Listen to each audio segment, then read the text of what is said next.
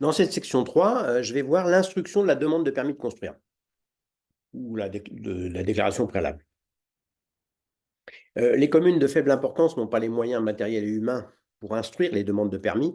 C'est pourquoi la loi prévoit que cette instruction peut être confiée au service de l'État. Cela vise les communes de moins de 10 000 habitants et ne faisant pas partie d'un EPCI à fiscalité propre regroupant au moins 10 000 habitants. Ça devient rare hein, puisque la communauté de communes, qui est l'intercommunalité de plus faible population, doit normalement regrouper au moins 15 000 habitants, même s'il y a des exceptions nombreuses qui représentent plus de la moitié des communautés de communes, notamment pour les communes de montagne. Euh, cette assistance est gratuite. Euh, La loi Elan a prévu que la commune peut également confier l'instruction à des prestataires privés, mais en tout état de cause, le permis doit être délivré par le maire, bien sûr, ou le président de l'EPCI. C'est l'article 423-1. Fréquemment maintenant, le maire a toujours compétence pour délivrer le permis de construire. Il n'a pas transféré cette compétence au président de l'EPCI, ce qu'il pourrait faire, mais l'instruction des demandes des permis est faite par un service mutualisé au niveau de l'intercommunalité. Quand la commune a confié l'instruction à l'intercommunalité, elle peut se retourner contre la commune, contre l'intercommunauté, pardon, en cas de faute, sauf si elle a renoncé à cette action. Je vous donne un exemple. C'est un arrêt de la Cour administrative d'appel de Toulouse du 27 septembre 2023, numéro 21 TL 24317. Donc, dans cette affaire, le maire de Mons, c'est en Haute-Garonne, délivre un permis de construire une habitation, puis il demandait au titulaire du permis de cesser les travaux car le terrain est classé en zone à risque dans le plan de prévention des risques naturels. Le titulaire du permis introduit donc une action en responsabilité contre la commune, lui reprochant de lui avoir délivré un permis illégal. Il aurait fallu le refuser puisque le permis, le terrain était dans une zone à risque. La commune appelle la métropole de Toulouse en garantie, puisque c'est la métropole qui a instruit la demande de permis. Celle-ci a mis ses services à la disposition de la commune pour instruire la demande de permis. C'est l'article L5211-4-1, paragraphe 3 du Code général des collectivités territoriales qui le permet. Cette mise à disposition fait l'objet d'une convention qui prévoit notamment les conditions de remboursement par la commune des frais de fonctionnement du service. La Cour administrative d'appel juge qu'une convention a conclue à titre onéreux et en dehors de toute obligation entre la collectivité territoriale et un EPCI pour mettre à disposition des services est un contrat de louage d'ouvrage dont l'inexécution ou la mauvaise exécution est susceptible d'engager la responsabilité de la personne morale dont dépendent les services, dans les conditions de droit commun.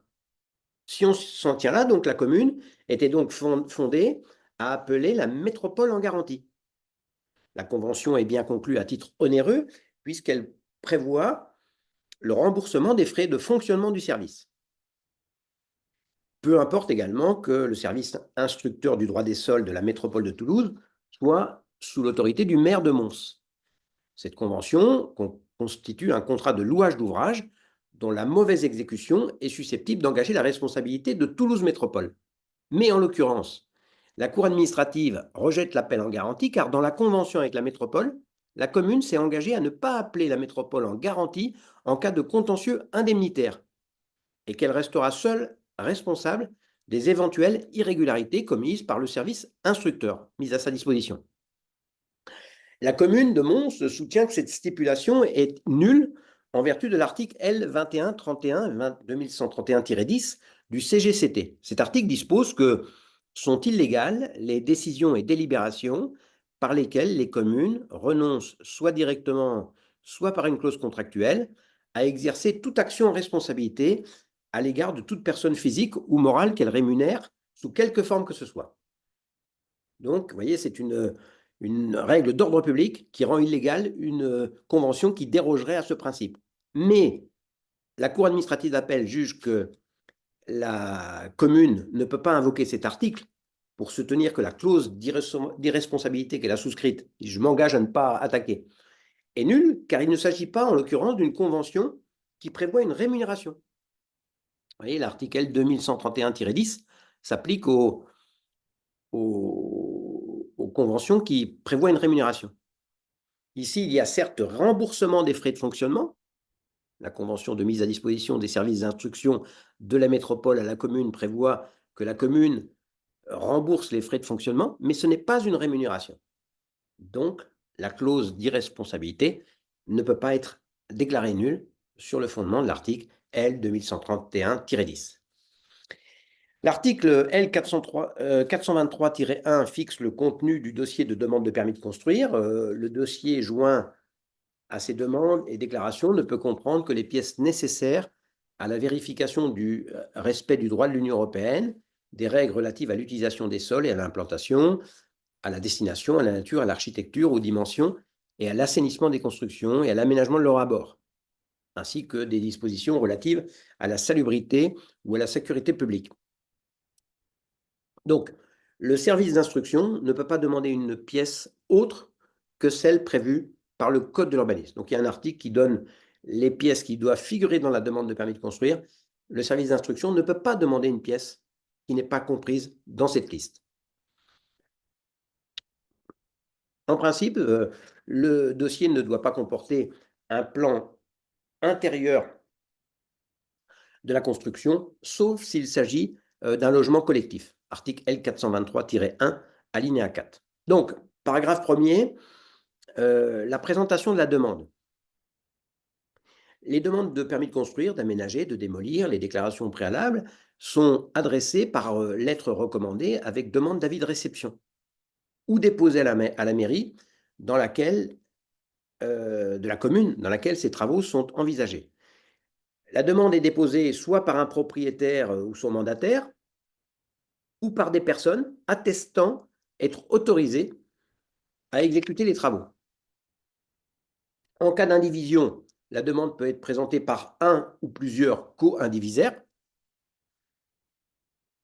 Et les services d'instruction n'ont pas, sous réserve de l'hypothèse d'une fraude, à vérifier l'exactitude de l'attestation. Une personne dépose un permis, atteste qu'elle a un titre à déposer le permis, eh bien, le service d'instruction doit s'en tenir là, sauf si, sans une recherche particulière, il a la preuve que cette demande est présentée frauduleusement. Alors, par exemple, un propriétaire qui souhaite construire sur un terrain soumis au régime de la copropriété peut déposer seul la demande de permis de construire sans produire l'accord de l'Assemblée générale des copropriétaires, alors que les travaux sont soumis à l'accord de cette Assemblée générale. Il y a bien un problème, mais c'est un problème d'ordre privé. Le permis de construire, c'est une formule classique, est délivré sous réserve des droits des tiers. Donc, le propriétaire qui dépose seul la demande de permis, peut-être que l'Assemblée générale des copropriétaires ensuite va s'opposer aux travaux, eh bien, il y aura un litige d'ordre privé entre le propriétaire et la copropriété. Mais le maire, lui, se contente de vérifier que le copropriétaire a une attestation témoignant qu'il a le droit de déposer la demande de permis de construire. Même chose pour les murs en copropriété. L'article 653 du Code civil établit une présomption légale de copropriété des murs séparatifs de propriété, un mur mitoyen. Et donc, l'un des propriétaires du mur séparatif peut déposer une demande de permis de construire qui porte sur ce mur sans démontrer dans son dossier qu'il a l'accord du voisin.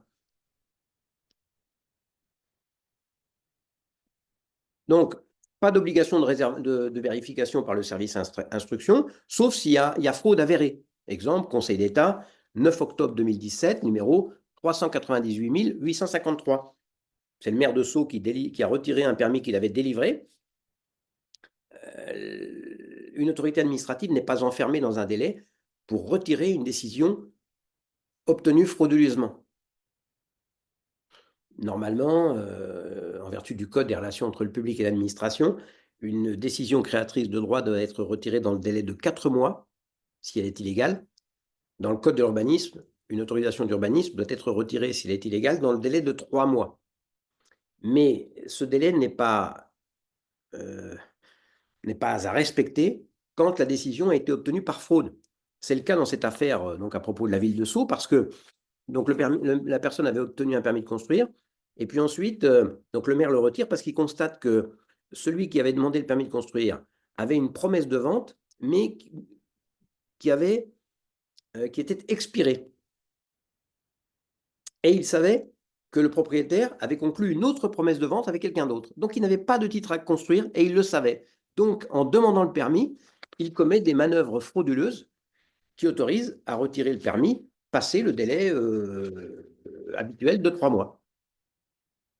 Et qui oblige donc, qui permettait donc au maire de retirer le permis pour défaut de titre à construire, alors que normalement, il n'a pas à vérifier que l'attestation que produit celui qui veut construire est bien fondée. C'est la demande de permis qui indique quel est le projet autorisé, pas le permis délivré. Conseil d'État, 20 décembre 2023, numéro 461 552, mentionné dans les tables du recueil Lebon. Le maire de Charleville-Mézières, dans les Ardennes, a accordé un permis de construire en vue de la reconstruction et l'extension d'un ensemble commercial. Un voisin attaque le permis, il soutient que le permis délivré n'est pas conforme à la demande de permis qui a été faite. Le Conseil d'État écarte l'argument en vertu de l'article A 424-9 du Code de l'urbanisme. Lorsque le projet porte sur des constructions, l'arrêté indique leur destination et, s'il y a lieu, la surface de plancher créée. Le Conseil d'État juge qu'un permis de construire n'a pas pour effet d'autoriser une construction conforme n'a pour effet que d'autoriser une construction conforme au plan déposé et aux caractéristiques indiquées dans le dossier de demande de permis. D'éventuelles erreurs susceptibles d'affecter les mentions prévues par l'article A424-9 que je viens de citer, mentions devant figurer sur l'arrêté délivrant le permis, ne peuvent pas donner lieu à un droit de construire dans des conditions différentes de celles résultant de la demande. Donc c'est la demande qui détermine le droit à construire, même si ensuite, dans le permis, eh bien, le maire a commis des erreurs de mention qui modifient cette demande. Donc, dans cette affaire, concrètement, c'est la surface de plancher du projet contenu dans le dossier de demande, combien il voulait construire, le pétitionnaire, qui fait foi par le permis de construire délivré. Alors, le pétitionnaire donc dépose sa demande de permis de construire. La question se pose en cas d'une construction complexe. Est-ce qu'il faut déposer un ou plusieurs permis de construire? L'arrêt de principe en la matière est un arrêt du Conseil d'État du 17 juillet 2009, commune de Grenoble, numéro 301 615. Et dans cette affaire, il s'agissait du permis de construire portant construction du stade de Grenoble, stade des Alpes, et du parking qui permet aux gens qui veulent venir au stade en voiture de garer leur voiture. Et donc, le Conseil d'État juge en ces matières que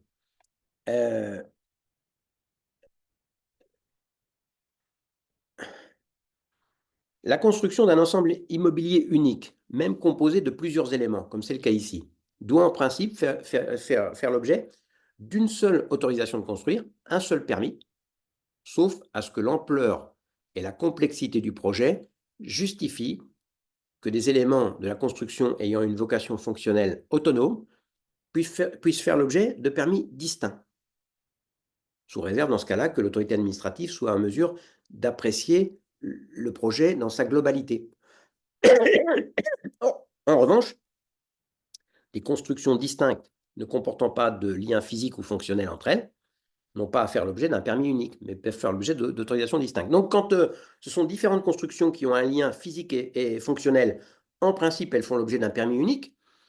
Ici, le parking servait à stationner les gens qui viennent au stade. S'il n'y avait pas un stade de 20 000 places, il n'y aurait pas besoin d'un parking comme ça. Donc, permis unique.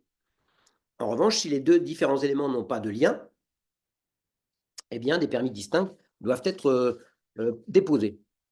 Même quand il y a un lien physique ou fonctionnel, si le projet est d'une telle ampleur que ça rend difficile la présentation d'un projet unique, le pétitionnaire pourra déposer un projet, des projets distincts, mais il faut que l'autorité saisie soit en mesure, au travers des différents permis, d'apprécier la globalité du projet. Alors, le maire donc reçoit une demande de permis. Il va devoir,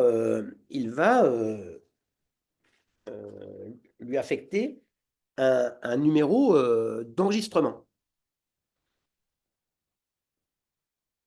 Il délivre un récépissé au pétitionnaire. Et nous avons bien reçu votre demande. Voici le récépissé qui précise le numéro d'enregistrement et la date à laquelle le permis tacite doit intervenir. Parce que en matière d'urbanisme,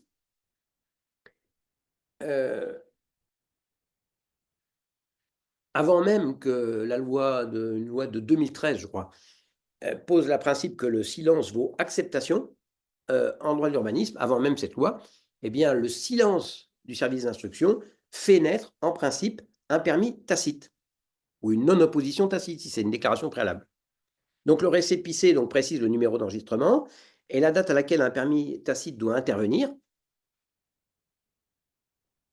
Le récépissé précise également que l'autorité compétente peut, dans le délai d'1 mois à compter du dépôt du dossier, notifier au demandeur que le dossier est incomplet et qu'il doit donc le compléter. Important parce que si le dossier est incomplet, imprécis ou comporte des inexactitudes, celui qui attaque le permis pourra le contester pour ses défauts. En effet, tant que le permis n'a pas été livré, un administré, en particulier le voisin qui a intérêt à attaquer le permis, ne peut pas obtenir la communication du dossier de permis parce qu'il n'y a pas de droit à communication pour un document qui n'est pas achevé. Mais une fois que le permis a été délivré, eh bien, le voisin peut demander à avoir accès au dossier de permis de construire et il va constater qu'il y a des inexactitudes, les pièces qui devaient être jointes au dossier n'y figurent pas, et donc il va soutenir que le permis est illégal parce que le maire n'avait pas un dossier suffisamment complet pour pouvoir apprécier correctement la demande de permis de construire. Le juge n'annulera cependant le permis que si ces défauts, ces omissions ont pu fausser l'appréciation du maire. Conseil d'État, 23 décembre 2015, numéro 393 134, mentionné dans les tables du recueil Le Bon. Donc, dans le récépissé, le maire également indique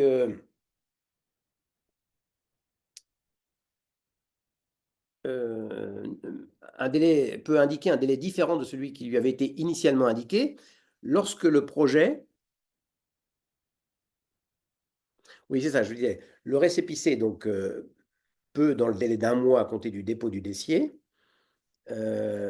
précise également que l'autorité compétente peut, dans le délai d'1 mois à compter du dépôt du dossier, et attention, dans le délai d'1 mois, je peux vous notifier que votre dossier est incomplet, ça c'est ce que je viens de voir, notifier au demandeur un délai différent de celui qui lui avait été initialement indiqué. Parce que je vais voir qu'il y a des délais de droit commun, mais des délais qui peuvent être majorés. Donc le maire a 1 mois pour dire, attention, le délai d'instruction ne sera pas de 2 mois, mais de 3 mois.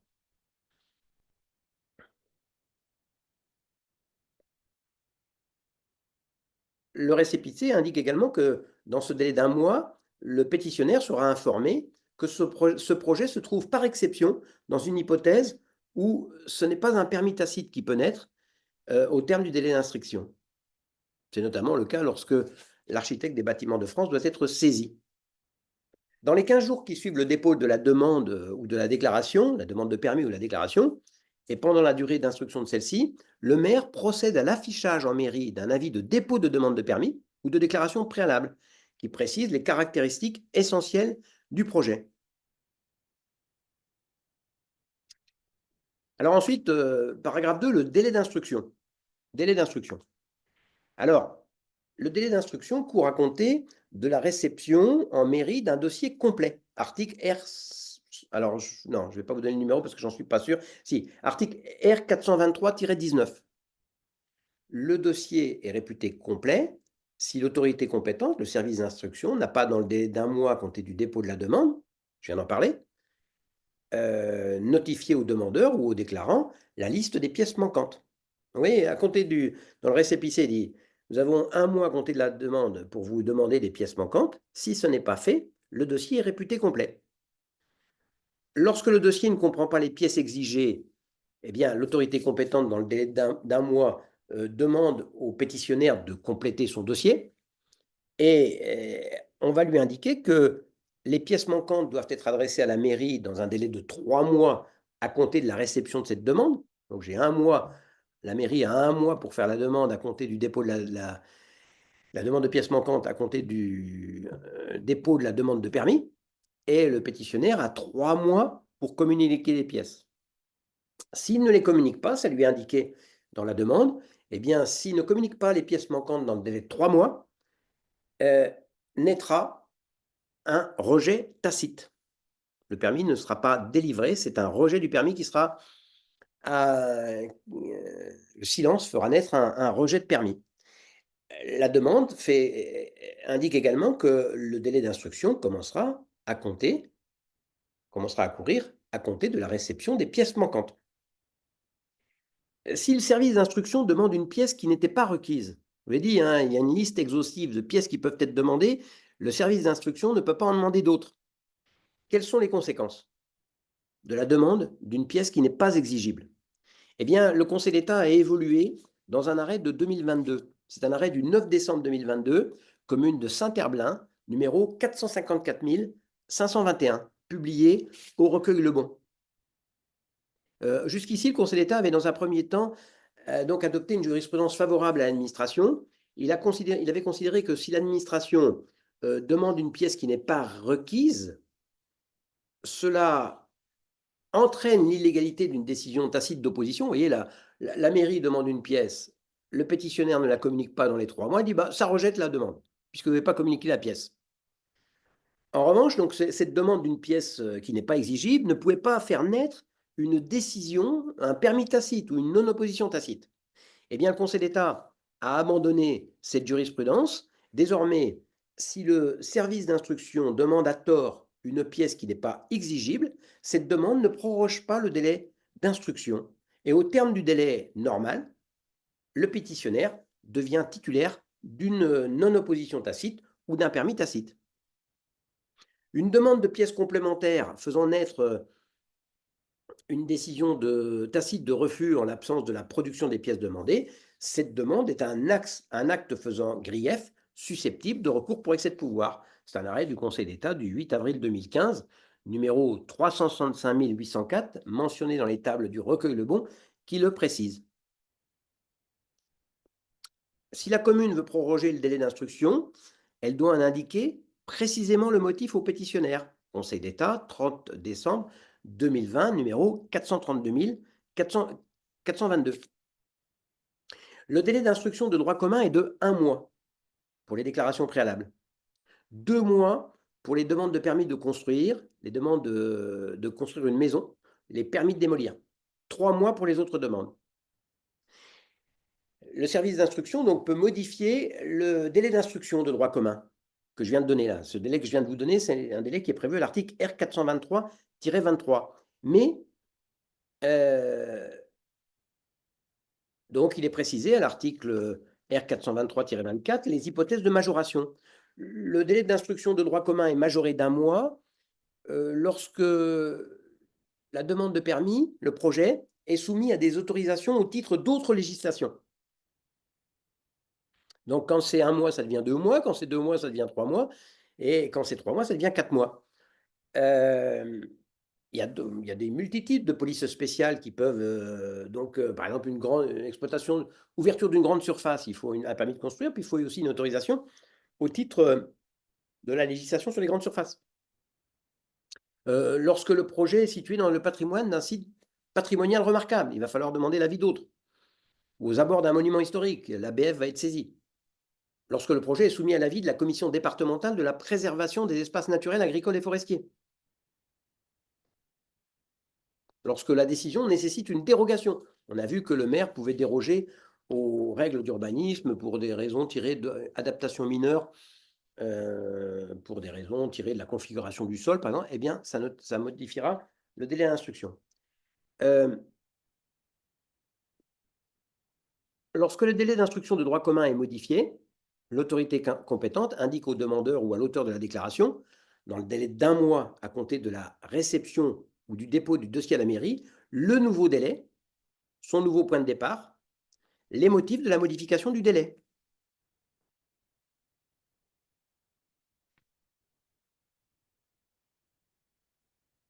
On a vu plus haut que jusqu'en 2022, le Conseil d'État jugeait que si l'administration, je viens de le voir il y a 2 minutes, demandait à tort une pièce complémentaire, cette demande empêchait néanmoins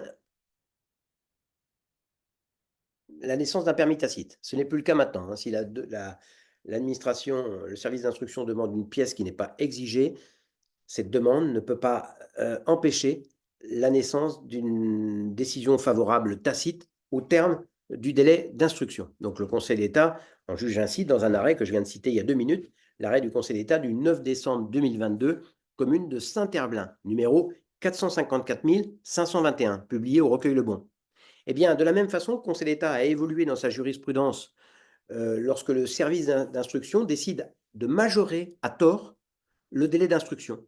Conseil d'État, 24 octobre 2023, numéro 462 511, publié au Recueil Le Bon. Donc, dans cette affaire, le Conseil d'État juge qu'une modification du délai d'instruction notifiée après l'expiration du délai d'1 mois prévu à l'article R423-18, ou qui est bien que notifié dans le délai, ne serait pas motivé par l'une des hypothèses de majoration prévues aux articles R423-24 et 33 que je viens de vous donner, n'a pas pour effet de modifier le délai d'instruction de droit commun à l'issue duquel naît un permis tacite ou une décision de non-opposition à déclaration préalable. Afin de ne pas rencontrer de problème de preuve, la commune doit envoyer ses courriers par lettre recommandée avec accusé de réception, parce que si elle l'envoie, comme ça se fait parfois à la campagne, elle dépose le courrier de refus dans la boîte aux lettres de l'administré, eh bien, l'administré peut très bien dire qu'il n'a jamais reçu la lettre de refus et au terme du délai d'instruction, demander la délivrance d'un permis tacite.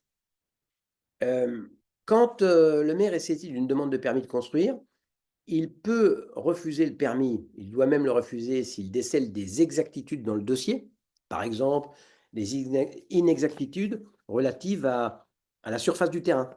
En revanche, le permis n'a d'autre objet que d'autoriser une construction conforme aux plans et indications fournis par le pétitionnaire. Le maire n'a pas à vérifier l'exactitude des déclarations du demandeur relatives à la consistance du projet, à moins qu'elle ne soit contredite par d'autres éléments du dossier ou fraude avérée. Conseil d'État, 15 février 2019, numéro 401 384, publié au Recueil Le Bon. Et ça veut dire ça que